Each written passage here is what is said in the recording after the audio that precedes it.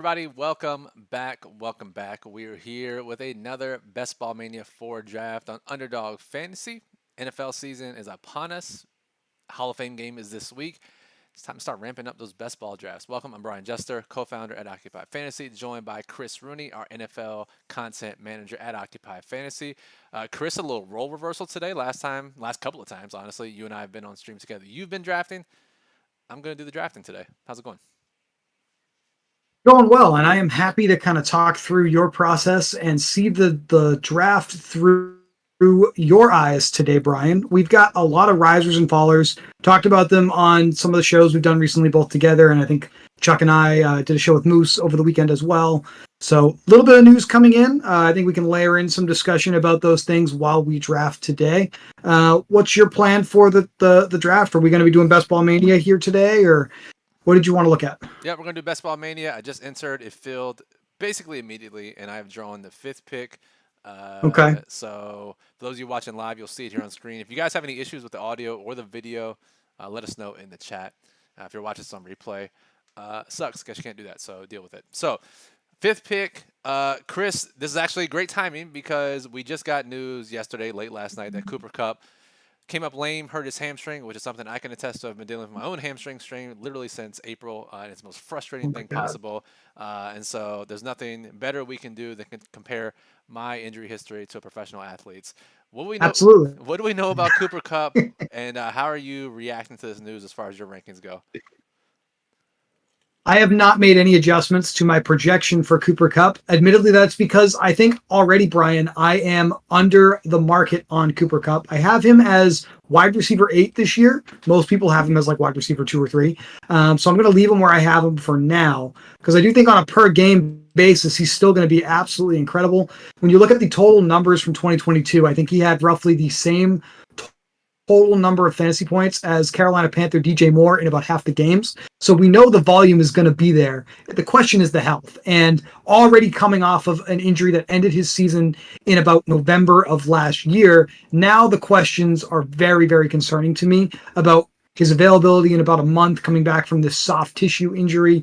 It should make us a little bit more hesitant to draft Cooper Cup, Brian. I would expect to see him slide. I mean, how much can you really slide in the first round? But I would expect to see him slide behind Tyreek Hill, definitely. Maybe even Travis Kelce here in the top 5. Yeah, so Chris, so for those of you who are watching, Chris is a couple seconds behind watching this on YouTube himself. And so fifth pick, I was a little nervous because I figured that it would be Jefferson, Chase, Tyreek, McCaffrey, and then I'd have to make a choice with the fifth spot. Fortunately, someone ahead of me took Kelsey. I took McCaffrey. I showed it on screen for a few seconds there. I only have one draft with McCaffrey so far. Oh no, 25% McCaffrey. Sorry, $25 worth, one draft. Let me get this straight. Of McCaffrey. So I added another McCaffrey here. CD Lamb goes 6th overall, Diggs 7th. So we've seen Cup fall at least to the 8th pick here. So the slide has begun, Chris. Have you done any drafts since last night? So he just went number 8 overall. So curious to see where you've seen him go. I haven't done any drafts yet today, so I'm curious to see if the ADP data reflects a slight move here as the day progresses. Because we know that Underdog uses like a rolling average of the last X number of drafts to show you how ADP has gone. When I pulled ADP last night, I had Coop at Coop at 4.1 as his ADP. So right around 4th overall. I don't know if our ADP tracker has more recent data than I have on that.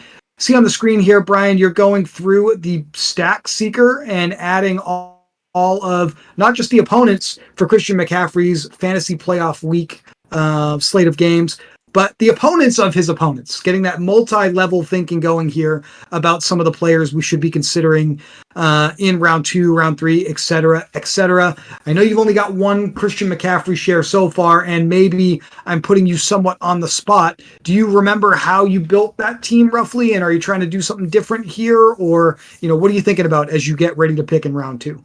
Yeah, I do not remember, unfortunately, exactly what I did. This draft is flying through, by the way.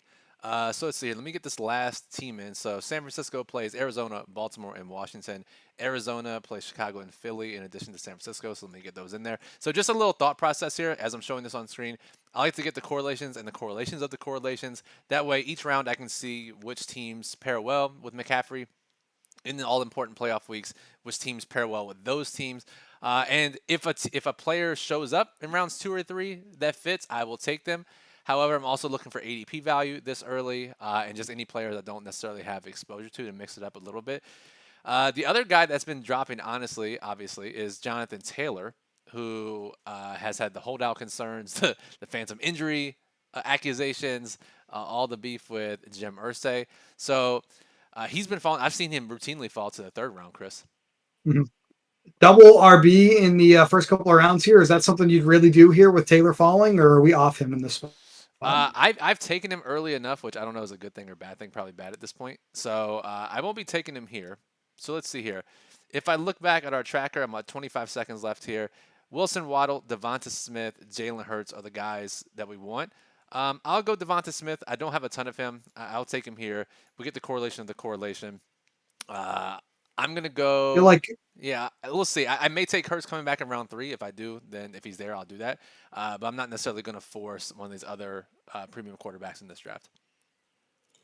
feel like this is like these discussions, Brian. I feel like those super old like exhibit memes. It's like, yo, dog, your correlation's got some correlation. I've got some correlation on your correlation with your correlation. Boom. No, I do think Hurts with Devontae Smith, if that falls to you, would be pretty good. It's a good way to start here. I love any start where you can get a potential number one score at 3 different positions in the first 3 rounds. A little bit of wishful thinking here. We were running pretty hot with getting players we talked about on the last show. We'll see if we're able to carry that over, you and I together here to the third round.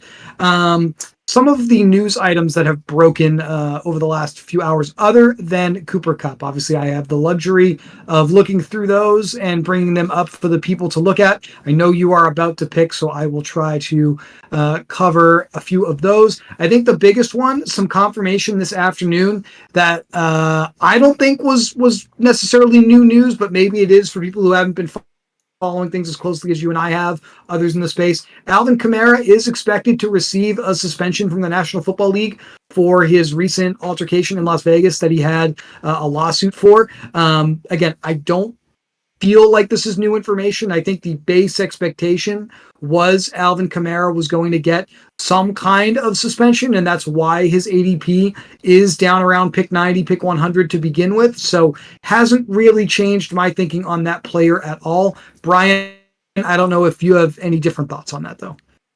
Excuse me, Chris. No, I believe it was already baked into the ADP. If we see any additional drop, we may just be double counting because all the people who are drafting early sharp enough to know that that was a possibility, if not likelihood, for him to get suspended this year. So I've taken him a couple times in that round 8-9 range, and we'll see. I'll add more if he continues to drop because, like I said, I do think it's double counting. So Hurts did fall to me. We went with the Devonta Hurts stack, and this actually brings up an interesting point, Chris. You and I were discussing a little bit in our staff chat, and Justin Freeman, friend of the show, Run the Sims, Mhm. had a great point in a couple of tweets that he put out the other day about, are we getting the full benefit of stacking by taking two stacked players early in the draft where our confidence is high in our projections. The reason guys go lower in the draft, our confidence is as high, but we can increase that confidence if we pair them up with stacked options.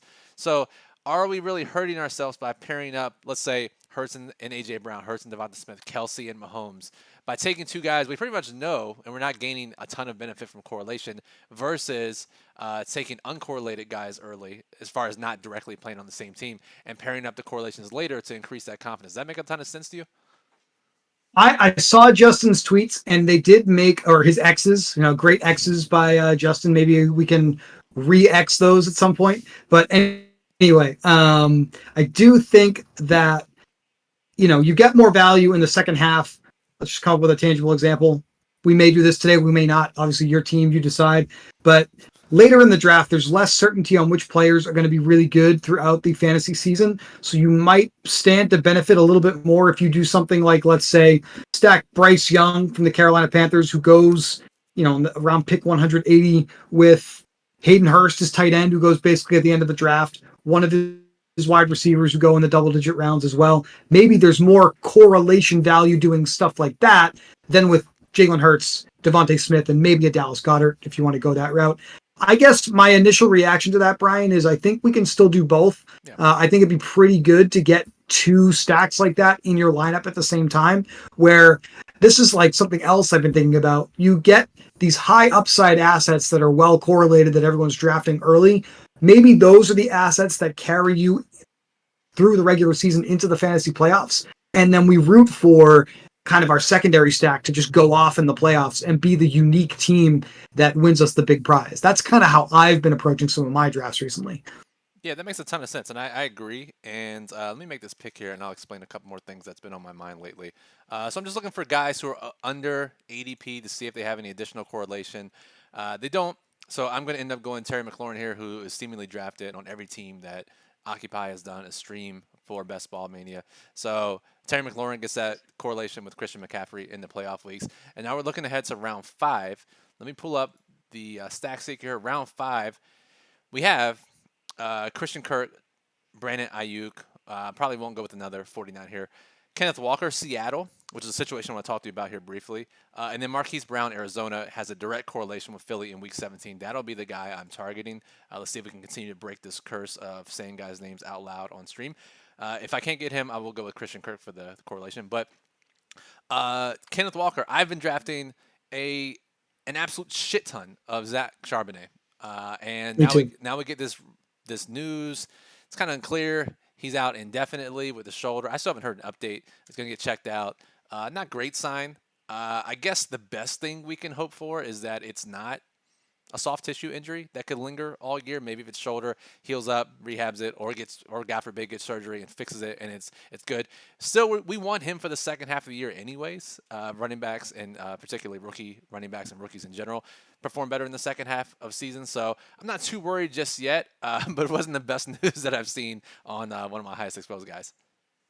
I think I've got about 15 to 20% of Charbonnet myself, Brian, and at this point, I'm hitting the pause button on that until we get some more information. I don't have as much Kenneth Walker though, and so if I get a little bit of a dip on him, maybe I'll consider that because I do think Walker will be back at some point, hopefully sooner rather than later. May not even miss any time at all. I think part of the navigation of these types of news stories, where I think we will benefit being pretty well established provider of DFS content, Brian, is we're pretty good at having a good read on which coaching staffs are worth taking their word at face value versus being skeptical.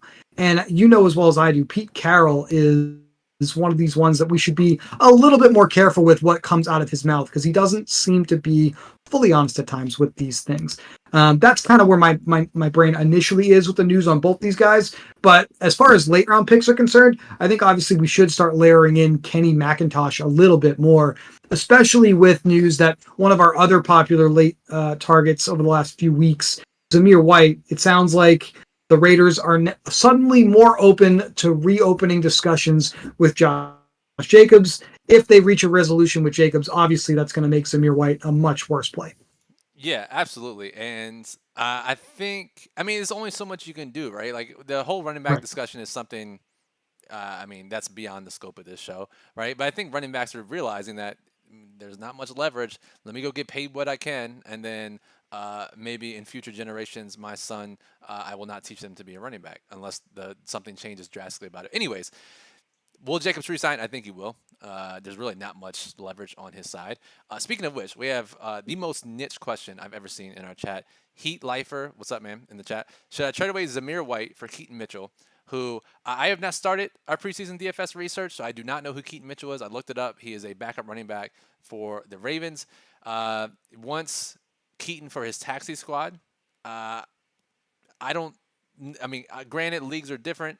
Chris, would you trade Zamir White for Keaton Mitchell? I personally would not trade a guy who may get starters run versus a guy who literally may never play a snap in the NFL.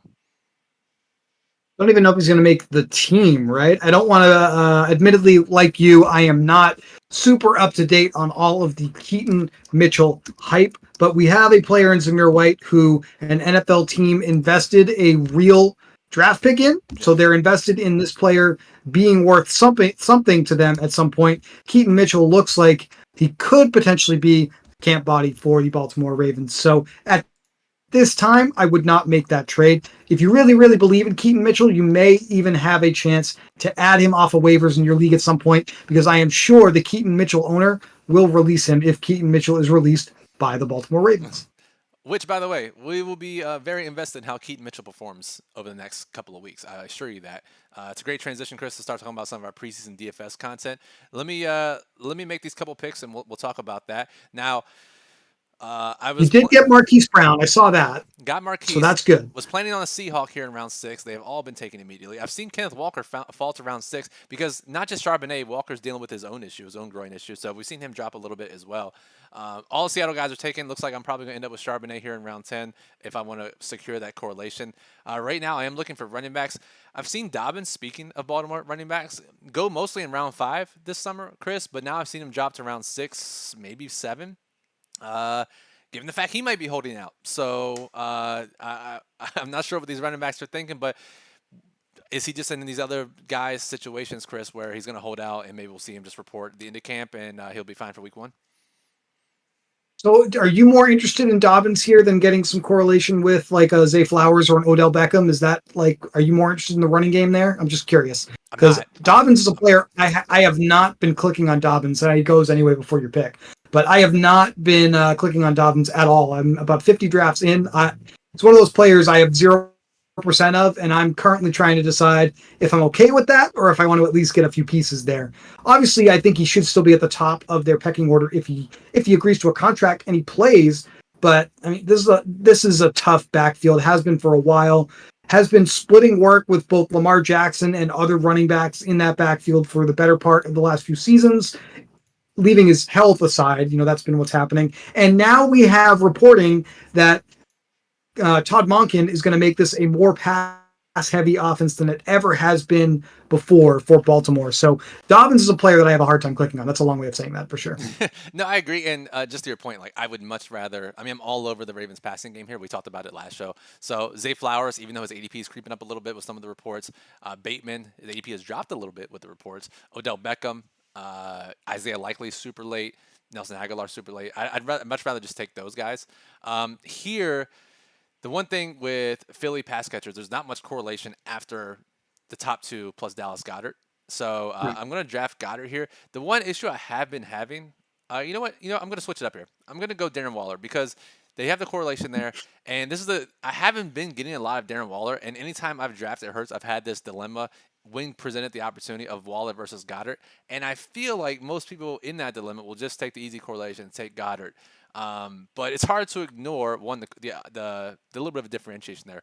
But two, the reports of Waller is just eating people up in camp, and seems like a great fit in that new Giants offense. So I'll take Waller here as his ADP climbs a little bit, just to get different, add some correlation, and I can always. I guess my question is, do you think it's okay? And in my line of thought, it's not really okay, but just to have one player stacked with Jalen Hurts in this contest. I do think it's okay to have one. I'm going to change the question on you. It's okay to have one pass catcher with Jalen Hurts. How do you feel about the running backs there? Are you okay with considering a player like maybe Rashad Penny? And is that something that you would look? I know in DFS you wouldn't necessarily do this, but as far as the regular season is concerned, do you think there's any value in having quarterback, running back, pass catcher from the same team as a stack?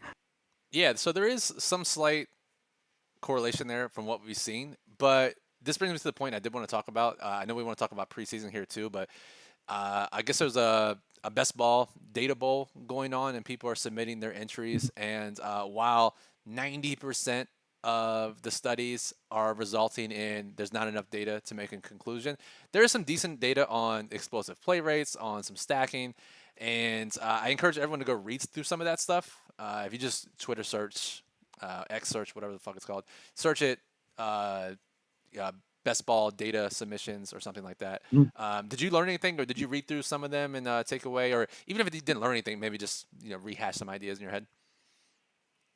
I think I've only really read through one in detail. We were talking about it in our staff chat, and I have to go back. Maybe on our show this weekend, I'll give the writer's name because I forget it at this point. But he was looking just strictly at advance rates, which roster constructions by positions relative to draft capital invested in those positions were the right way to draft. And I thought there was some eye opening data there, basically at the macro level, Brian, that going very, very heavy at the running back position early in your drafts and having a high portion of your draft capital invested in running back is like literally the worst way to play this contest. That was the main takeaway that I had from reading what I have been able to read so far. Conversely, if something's the worst, then what's obviously what you should do instead, wide receiver heavy super early. Taking at least one quarterback early seems to be advantageous, which I guess that makes sense. You have a top five quarterback, you probably have a better chance to succeed than those who do not have one. So I would say so far, obviously we're only about halfway through the contest right now, it looks to me like you're adhering to some of those guardrails. I'd like to see a few more wide receivers, admittedly, but I'm sure you would as well. But 1, 2, 3, 1 is definitely a great start through the first, what was that, 8 rounds? Yeah, that's pretty good. Yeah, and honestly, that is one of the big issues. If you take a stud quarterback and you take another tight end in the top 7, 8 rounds, like you're stuck with that generally negative EV number of receivers through round 7 or 8. I'm going to take Bateman here. Hopefully his foot is not broken for eternity in round 8. Get that Baltimore correlation. So let's go back here to the stack seeker. Philly, Seattle, New York Giants, Arizona. So I just need a Seattle player. I will just continue to add on to my Charbonnet exposure here in a bit. Let me see here. Okay, so I know.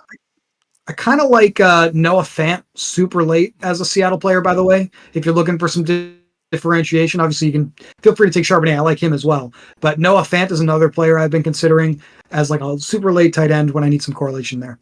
this actually brings up a fantastic point. I don't know if it's Galaxy Brain, if anyone else thought about it, but it would fit really well with this particular build because uh, basically I faded Goddard for Waller, right? I'm basically Yeah. saying that Goddard won't be relevant in the playoff weeks or not put up huge scores if I'm going to win $3 million, essentially, right? So if I'm going to get correlation, if I had Goddard, I probably would not want another correlated opponent as a tight end because the odds of you're playing two tight ends is pretty low, right? But here, I already have an opponent Waller, and then I'll have an opponent Fant. So I'm filling the tight end spot not with Goddard, but with the opponents to weeks 15 through 17. And I think that makes a lot of sense to not double up on these premium positions. It's the same concept as quarterback, honestly, in the same game in weeks 15 through 17.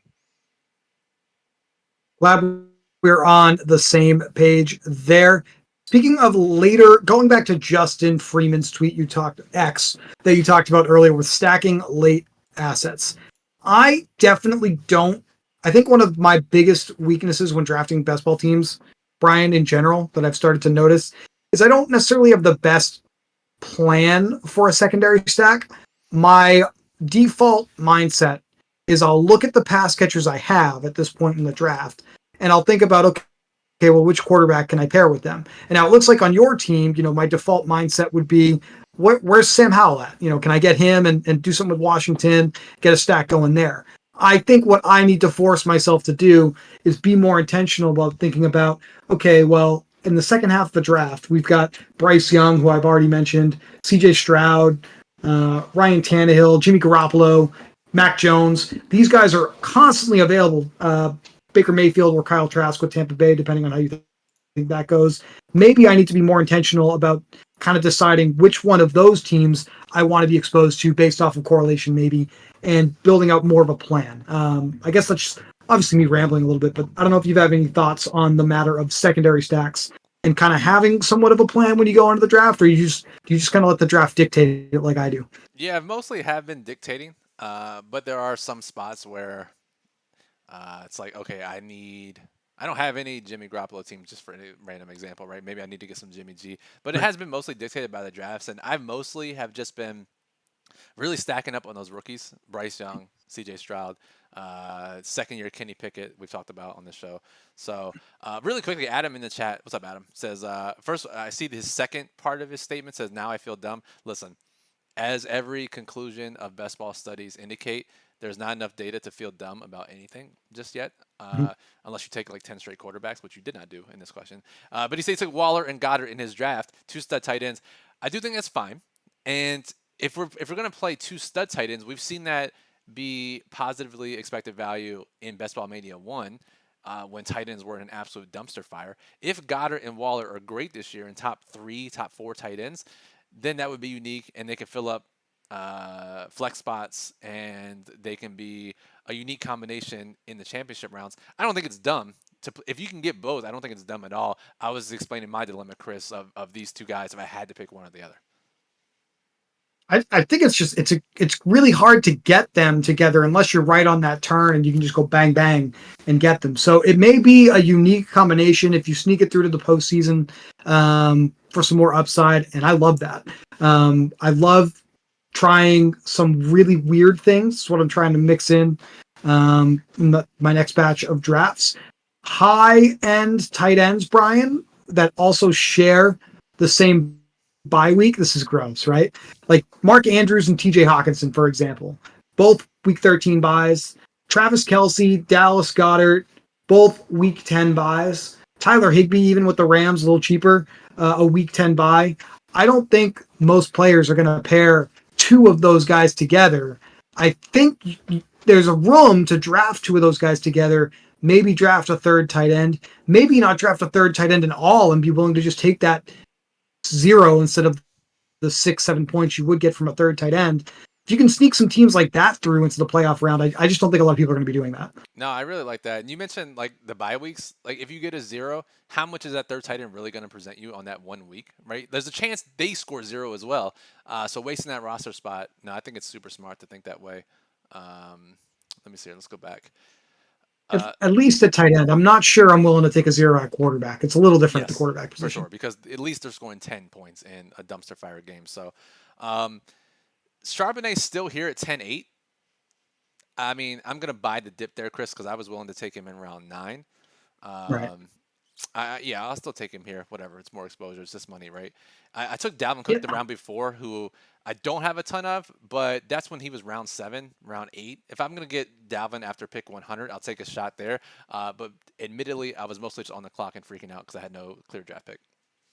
So I haven't. I don't think I've asked you specifically. Well, yeah, we talked about Brees Hall a little bit on our last show together with Dalvin Cook, mostly from the side of we're still Brees Hall truthers. Think he's a good pick at his ADP. When you get value on Cook here around pick 100, even if he's a committee back, I mean, there's definitely paths to Cook being usable, especially if there's something that happens that thrusts Cook into being the starter in the playoffs. And look, I think the biggest overarching point when drafting any individual roster is you just have to accept once you've made a decision, okay, on this team, what I need is for Dalvin Cook to be an extremely great play. So with 4 running backs on your team already at this point, Brian, I would say 4 fairly high upside running backs if you believe in the bull case for Dalvin Cook. Are you looking to go a little lighter at running back now and just hammer your pass catchers, or do you think you'll add some more running backs to this team? I will add a fifth for sure. I don't think I'll go beyond that though. Anytime I take a stud running back, I'm basically only going 5. So I think I'll stick with 5 here. But I will have 2 quarterbacks only on this roster. And remember we felt a little weak at wide receiver, so I'll probably just hammer wide receivers, go 8, maybe even 9 here, depending. No, I think that's the right way to do it. I mean, McCaffrey in the first round, look, let's be honest. This team's upside relies on him being a starter for you most of the weeks of this contest. And I'll go back to one of my favorite quotes in the history of the National Football League story of Colts offensive coordinator Tom Moore talking about practice with Peyton Manning and how come they don't give their backup quarterback a ton of reps. Very straightforward, was just like, Peyton can't play, we're fucked, and we don't practice for fucked. So if CMC can't play, you're fucked. So Yes. that's basically what it comes down to. 100%. 100%, and that is a perfect way to play it. And it is one of the greatest quotes in the league, in league history. So good because it's so true, right? Like, I mean, honestly, it's a best ball strategy, right? Like, if this shit goes, if the top picks go, if they get hurt, right, like you're fucked anyway. So like, you know, building contingencies for that doesn't really, doesn't really Yeah, help you that much. you're just wasting picks at that point. So, okay, what else did I want to ask you about here? We got a report from the Athletics' Mike DeFabo. Shout out to NBC Sports, Roto World back from the dead with some of their daily news. That he believes there's no doubt the Steelers will lean heavily on the ground game again this season. We've seen some chatter amongst fantasy analysts about Jalen Warren being a pretty good pick in this range of the draft that we're in right now. How do you feel about the Najee Harris, Jalen Warren situation here? Are you more heavily invested in one or the other, or what's going on with Pittsburgh's backfield? Do you have any thoughts for the people? Yeah, more heavily invested in Jalen Warren just by nature of their ADPs, first of all. But I think that Warren has a much better chance of exceeding his ADP value than Harris does. That range of running backs that Jalen Warren, Tank Bigsby type range is where I've been getting a lot of running backs from, anyways. So yeah, I'm on board. I'm on the Jalen Warren side of things there. I am taking Harris in a couple of drafts when it makes sense, but and if you draft some players where you need Pittsburgh correlation, Warren is one of the easiest clicks because Deontay Johnson goes a little bit high, Pickens around 6'7", Fryermuth if you need a tight end, obviously. But then once you get past that, it's like Right. I can keep waiting. If there's other guys I like, and I can take Warren in round 11 or 12. So Yeah, that's how I found myself drafting a lot of Warren as well. I also have a little more Warren than Najee Harris for correlation, especially with Seattle players, Brian, because of that Week 17 game. That's where I've been landing on Jalen Warren. Or I know he's one of your favorite last round picks. Allen Robinson is another player I've been taking from Pittsburgh super, super late. yes. Um, So right now I have looks I like have Derek Carr that. queued up as a potential number 2 quarterback here. He's in that range. You can, if you don't take Olave early, even you can still get whether it's Kamara or Michael Thomas round 9, and then our boy Rashid Shaheed later, the tight ends. But I guess the tight end situation is a little murkier now with Jimmy Graham. I mean, I'm assuming he's completely dust, but if he's not, it definitely takes away from Jawan Johnson, Taysom Hill, I would assume. More so Johnson, because I think Johnson's definitely going to run the traditional tight end routes, whereas Taysom's just going to do his usual Taysom things. So I think Johnson is the one that probably has more of a threat from Jimmy Graham. I was shocked to see that he signed with the New Orleans Saints. I haven't fully wrapped my head around him being back in the National Football League with New Orleans this year. But I mean, he wasn't necessarily able to be much of a valuable asset with Chicago over the last couple of years when they hadn't necessarily had really strong pass catchers. So how effective can he really be in the NFL still? I'm pretty skeptical on Jimmy Graham as well. Yeah, I think that's fair. So I'm looking here. You may have seen me searching names, Control F on the Stack Seeker to find guys. Mhm. So Jalen Warren, we mentioned Chig Okonkwo, we've talked about on the show. Both these guys in this range have Seattle correlation, would pair up with Charbonnet really nicely. I think the tight end running back correlation makes a little more sense. But do I want to invest 2 higher picks? I've already taken Darren Wallen, so I think I'm just going to take Jalen Warren here.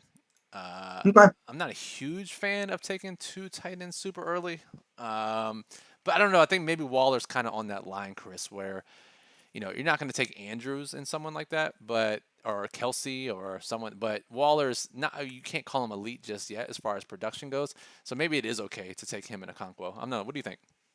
We're getting value on Chig Terp, by the way. I'm sure you knew that. Okonkwo was going in the 120s just a few weeks ago before the news that the Titans brought DeAndre Hopkins into town. So even though this is a little earlier in round 13, this is the range where I'm definitely happy to start taking my tight ends. And you probably could take another one late, depending on what you need, and then just bring it home with pass catchers the rest of the way here. So if Chig is the route you want to go here in round 13, I'm definitely on board. I have quite a bit of him in my tight end exposure this year. I think the bear case on him is that he had absolutely astronomical yard after the catch numbers Yeah. in 2022. People expecting that to fall back in line. But listen, if he's getting targets in the end zone, I mean, he's still going to be scoring touchdowns, and that's what we're drafting him for. We're not drafting him for the yak. Exactly.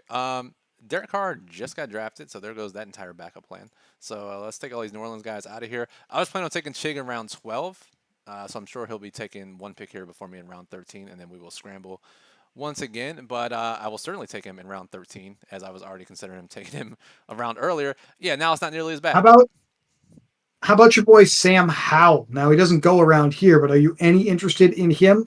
I think a framework for thinking about these players that I've started adopting is how likely are they to still be playing at the end of the season a high volume of snaps? Howell to me falls into that category of I'm kind of worried about it, Brian. I don't know if he's got a stranglehold on this job. Yeah, so that's what I'm wondering here, right? Like, in a build where I'm building two quarterbacks, do I want that second one to be Sam Howell and potentially take a 0 in week 10? I don't know.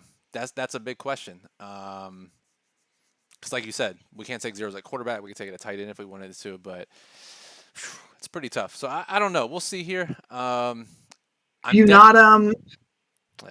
you pretty early on, I meant to ask this earlier. You were like, I don't want to draft another San Francisco 49er. Are you out on that quarterback situation right now? Because I kind of took from that you're not necessarily interested in Brock Purdy, although he is still here. I know, and I'm trying not to be stubborn about it. My heart says that Purdy won't be the starter all year, but given everything that we know, I think he actually might be. So I don't know. And he's going earlier now, around 14, 15. This It's a perfect storm of fade to me. Um, don't get me wrong, I've taken him some, but really don't think it's a great pick. Round 18, Brock Mm, Purdy was fine. Round 14, 15, Brock Purdy, I don't pretty know. tough. No, this is why I like having these conversations, getting some insight into where you're at. I will say Sam Howell looking like decent option. You can still maybe grab another Washington asset or two. There's another wide receiver out there. There's another tight end out there from the Commanders that you could probably get on this team if that's the route you want to go. So that's certainly one way. I mean, I guess I talked about it earlier. There's these Carolina players that all go in the second half of drafts. There's these Houston Texan players that all go in the second half of drafts. So secondary stacks are still out here for you in the next few rounds. Particularly if you don't super have your heart set on Shaheed as a player. All right, here we go, Chris. Let's, you know what? As you were talking, I had a realization, right? We were just talking about Tom Mora, right? Like if Peyton's out, we're fucked, right? We're playing to win $3 million. We're trying to beat thousands of people. If Sam Howell exceeds expectations, I want him on my roster on this particular roster. And if that's the case, he's playing week 10. So you know what? Let's go with Sam Howell here. And if Washington's passing game is a mess, this team's probably not doing that great, anyways. If I need Sam Howell for more than 1 week, this team is also probably not doing really great. That's true. So, you know what? Let's queue up Sam Howell for later. Our favorite New Orleans receiver is a couple picks behind ADP here. Hopefully, can take him in a couple picks, but we'll see. Rashid Shaheed came on strong at the end of the 2022 NFL season, was one of our favorite plays in daily fantasy. I am very excited to continue to chase that a little bit here in best ball in the spring and summer of 2023. I've got a decent amount of him myself. How much is that? And he did Um, fall, so we were taking him. so I have 12% Shaheed in my 49 drafts so far. So above average on the field, 8% being the average, right? So you and I would definitely be thinking similarly in this spot. All right. Why don't I do this while you think about how to bring this home here? Going to think about some more players, and maybe we can play another round of uh, you tell me what quality player this is and what quality their situation is. You know, good player, bad situation, Sounds good. et cetera, that game. So DJ Chark, the Carolina Panthers. I've got about 16% of him. He goes around right around this range that we are drafting right now. Brian, pick 157. We've seen the Carolina Panthers X account, I think that's what it's called now, right? Put out some really aggressive photoshops, Yeah. calling this season a Chark attack, and it's like all the quarterbacks in the room like throwing passes to DJ Chark. Man, I am loving the hype for DJ Chark. What do you think about him this year? Yeah, dude. He looks pretty good, and I mean that's an open receiver situation. So, He's going as the third Carolina Panther off the board, right? Like, should he be the first? I don't know. So I think it's very possible that by September 6th or whatever, that we're drafting him as the number one receiver for Carolina. Not saying it's likely, but possible. So yeah, I think he's a great play. And again, we talk about correlation. Carolina is an easy correlated piece that you can draft later in drafts. Yeah, give me some chart, man. Another player I have 14% of at wide receiver might be kind of relevant to what we're doing right now. Curtis Samuel with the Washington Commanders, former Carolina Panther. What do you think about Curtis this season? I think I am drafting him for this very rare Sam Howell double stack. Let's get him in. Okay. Um, I don't know, man. I guess the key here is new offense, Eric Bieniemy. I mean, it can't be a bad pick. He's got upside, and he can maybe run the ball some, little bit of a floor there. So yeah, I'll say good pick. Right, I like it. I like it. Let's see. Some other players I can challenge with. I already know that you like Allen Robinson, so I'm going to cheat and skip To that be, one. to be fair, I Another don't. one of To my be fair, I don't think I do like him. I just thought that he was kind of cheap, and I'm playing him some. I don't even know if he's a good pick, but just to make my statement clear on that. look in the 18th round. If he's going to be in three wide receiver sets for the Steelers, he does make sense in a contest like this to take a little bit of a shot on with a last round draft pick. So yes, when I say like, I mean you like him at his cost. I totally understand. My favorite late round pick that I'm way too heavily invested in. He's got a minimum price salary in week one DFS on DraftKings. That's going to be dangerous for my health. Tank Dell with the Houston Texans. What do you think about Mr. Dell? If you have any thoughts about him at all. I guess my biggest question is he going to be on the field, right? So we have Nico Collins, seems pretty entrenched. We have the veteran Robert Woods. Mechie, they drafted super high.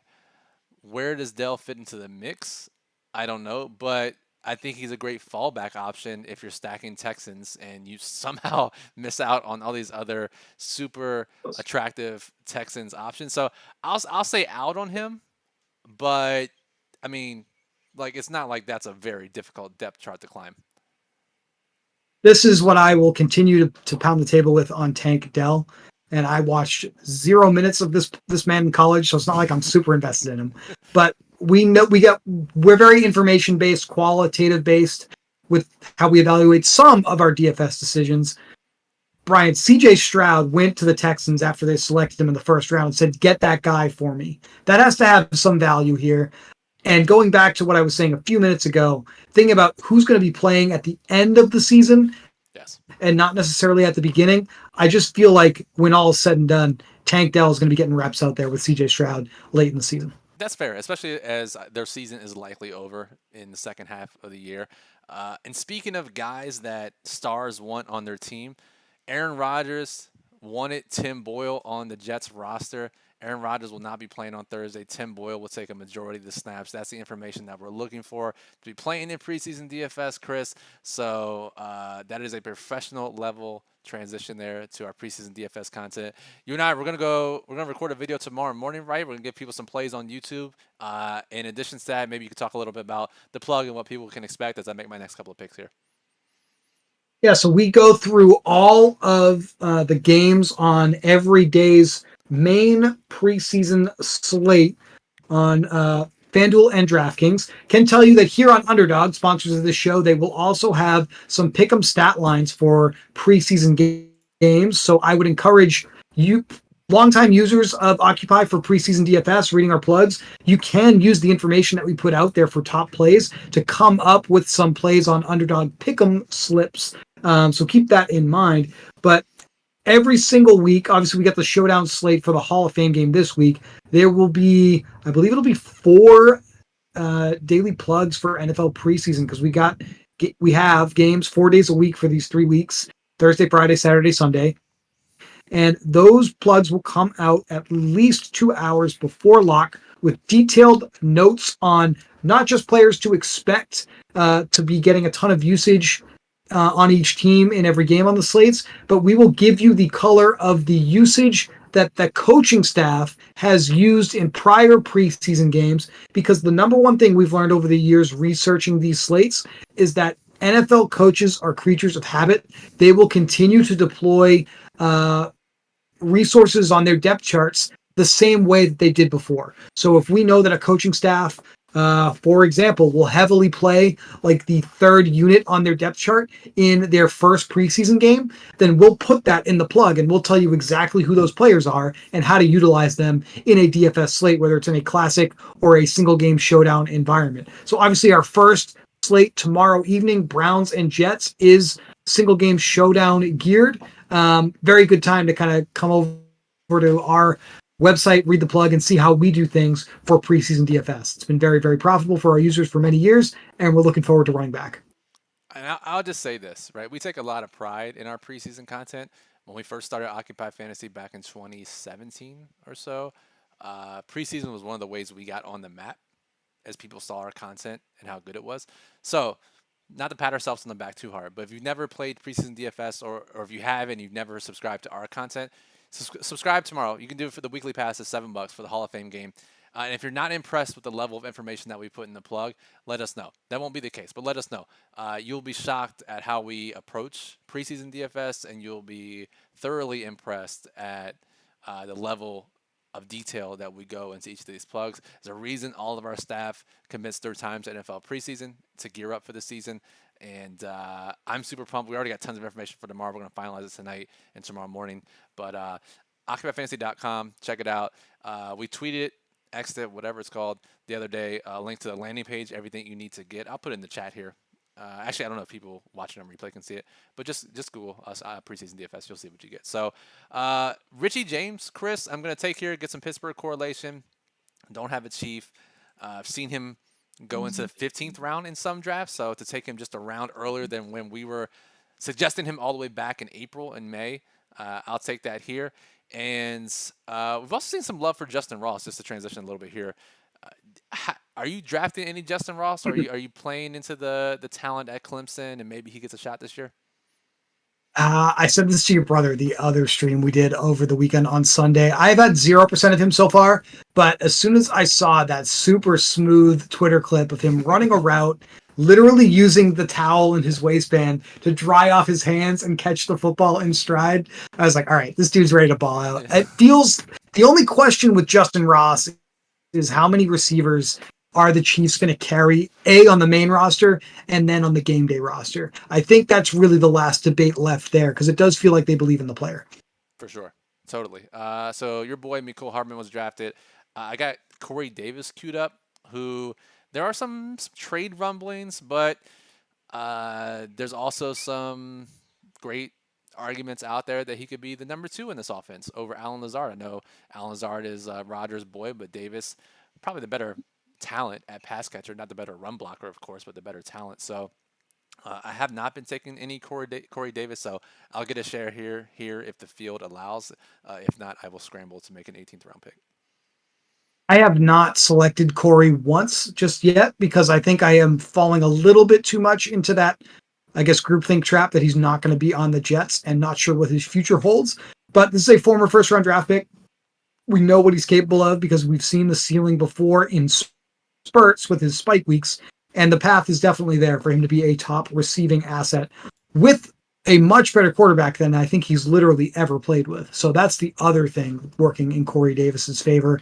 And look, it's an 18th round pick. The reality is, yes, we want to correlate here, but if we get any value out of this player, if they crack our starting lineup once or twice or somehow more than that, we're going to be more than happy because we're not expecting that from this player at all. Dude, someone just took Xavier Hutchinson, who, again, not into preseason deep yet, but I have not heard of him.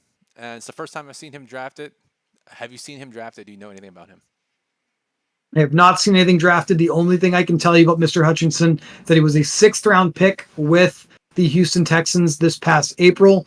So it is a player we are going to get to know very, very well over the next 3 weeks as we get deep into the grind of analyzing Houston Texans on preseason DFS slates.